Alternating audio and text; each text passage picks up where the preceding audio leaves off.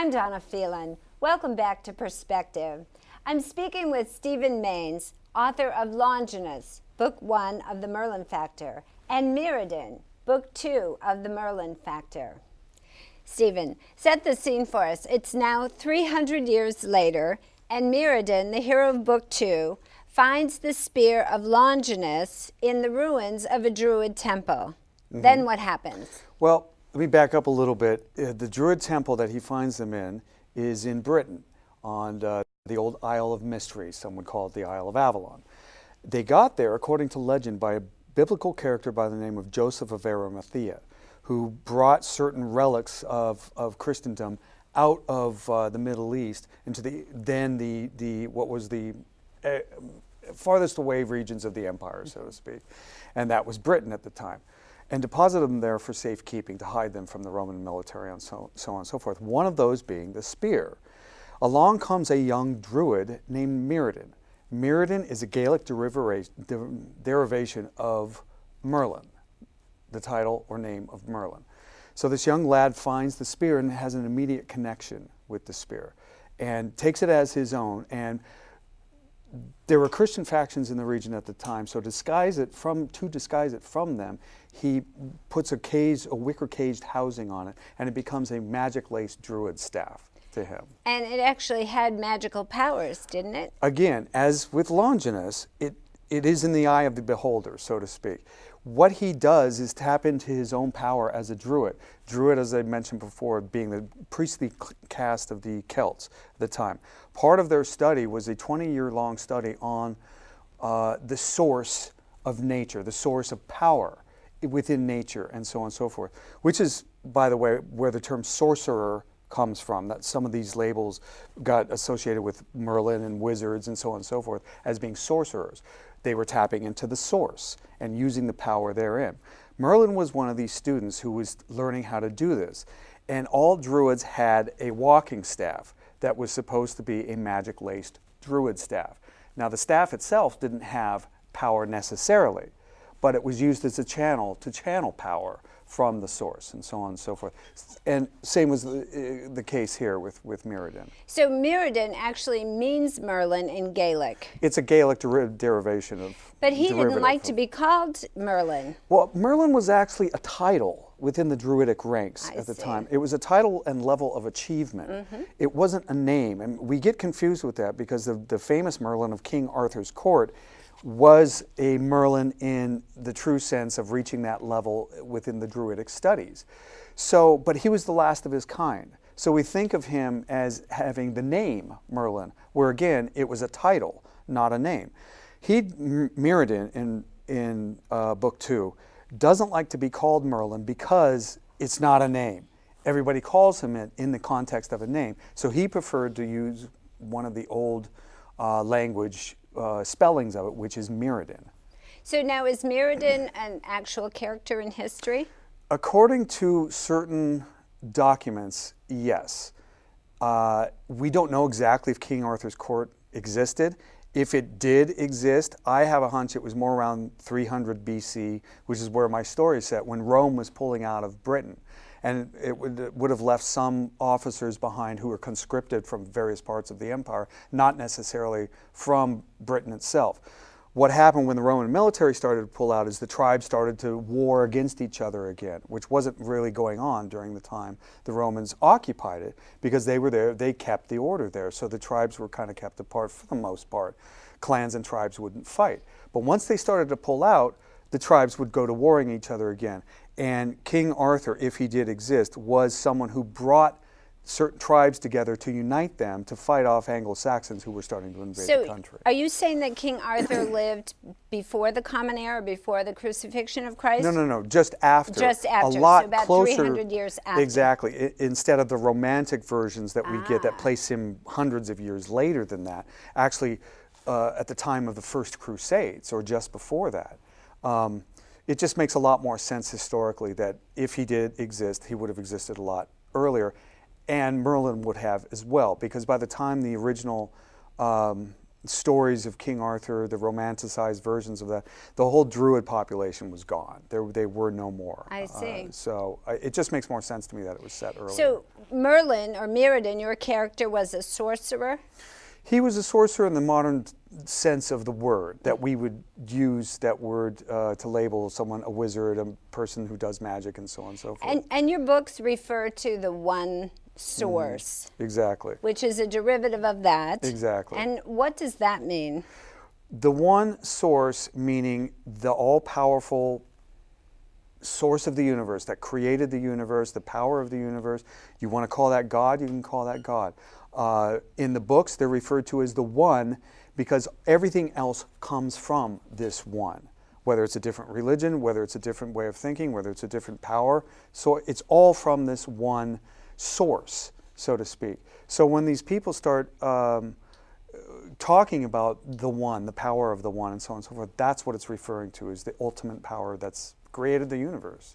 And Mirrodin encounters a terrifyingly evil person. Yeah. Tell us about him. A couple of them, yes.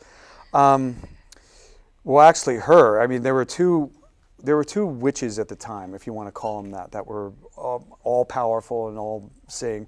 One of them was Sothos, was part of them, and he was a derivative of a female character that could shift into being male in the presentational sense. In other words, he could present himself to you as a male, as a warrior, as an old hag, and so on and so forth.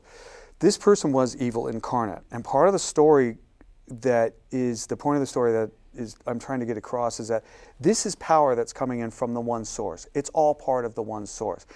It's not evil per se that this person is incarnate, even though I might have just said it a minute ago. That's the way we think of it.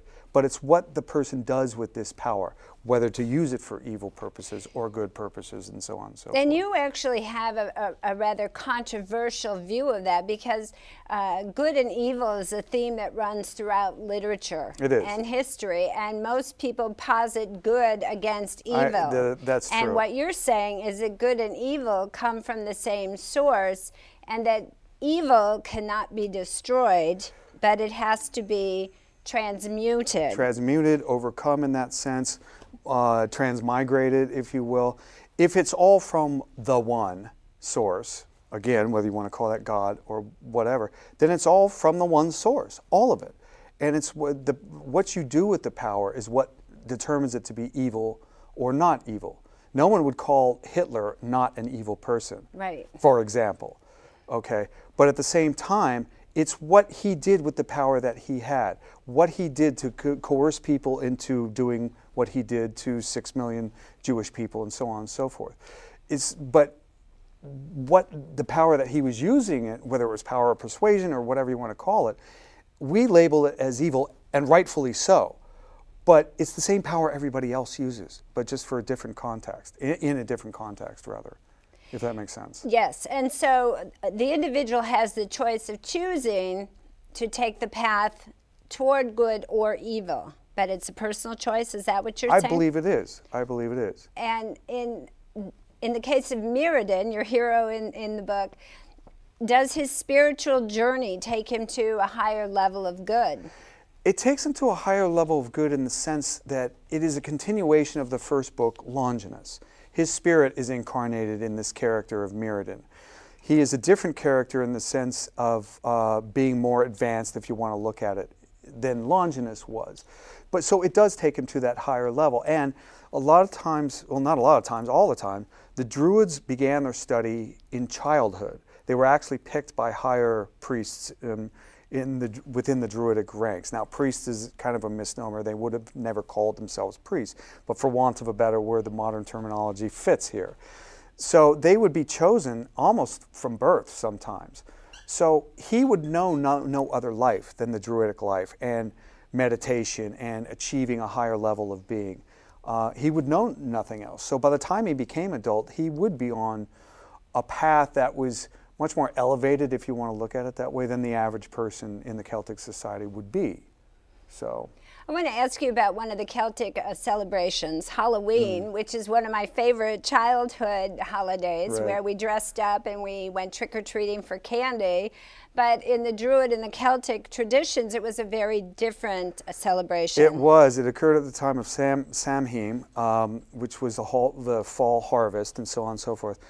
And I really believe we get our modern version, at least in part, from this celebration, even though that aspect of it had been lost down through the centuries. And that is, on All Saints' Day, or just the eve before that, on October 31st by our calendar, was a time for the Celts where the celebration would take place around various bonfires, wherein they would let their ancestors come through their body, their dead ancestors, come through their bodies to exist on this planet for one night in a physical body. And they could do what they wanted with that. They could experience debauchery if they wanted to again, or they could just visit with loved ones and really touch and feel and see the new grandchildren or great-great-great-grandchildren, whatever the case may be. And it was an intense celebration at that time, and went on throughout the whole night and into the next day as well. And actually, wasn't it at one of those celebrations where he met one of his loves? I mean, your books also have this underlying theme of a love story, which Sure. is very tender. Sure. Well, thank you. In that sense, it's always about relationships too, and about how we're all connected and how we can sense those connections with each other, particularly on the intimate relationship level. And yes, in Mirrodin, there is a scene that takes place on All Hallows Eve, around the bonfire, and he is having the woman he just met, who was from a different tribe. All these tribes would gather at a given gathering spot for this celebration. A lot of them would know each other because they're of the same clan, even though they might not see each other for the rest of the year. But a lot of them were from different tribes and different areas, would come in and had never met. And such was the case here, where Mirrodin actually falls in love with Nimue. And she's also one of the characters of the King Arthur legend, and so I tried to bring those characters into to a certain degree. And this is actually the second book of a trilogy, is it not? It is. And I don't want to give away the surprise ending of Mirrodin, but it also had a surprise ending. What can we look forward to in the third book?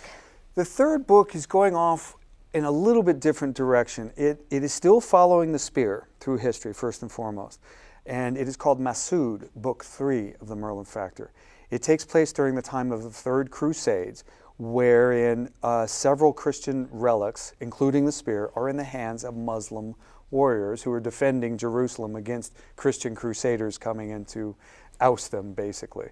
And the main character was, I based him on a Christian soldier named Liam Arthur Mason. That's my name for this character.